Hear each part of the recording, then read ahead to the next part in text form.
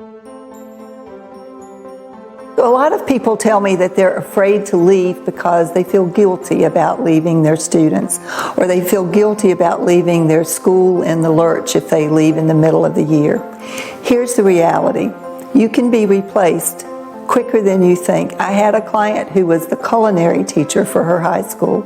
She hated it. She had talked to me a year before, and she finally decided it was time to take action.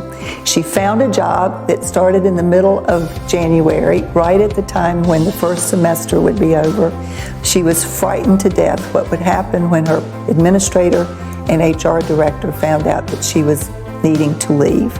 She sent in her notice. She fretted over it throughout the holidays. She called me in a panic. What do I do if they tell me I can't leave?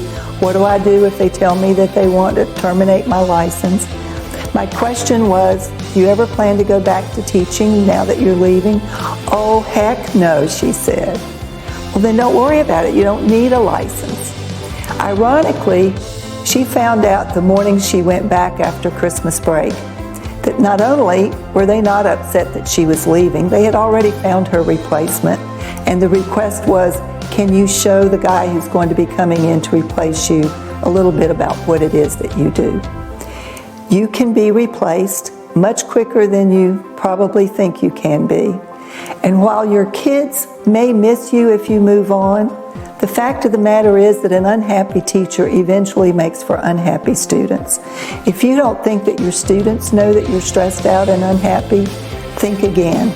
They know exactly what it is that you're feeling, because the way you feel comes through in the way you interact with them.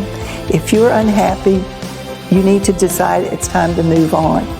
And it's time to take charge of your own future instead of feeling like you're stuck in the classroom where you no longer feel you belong.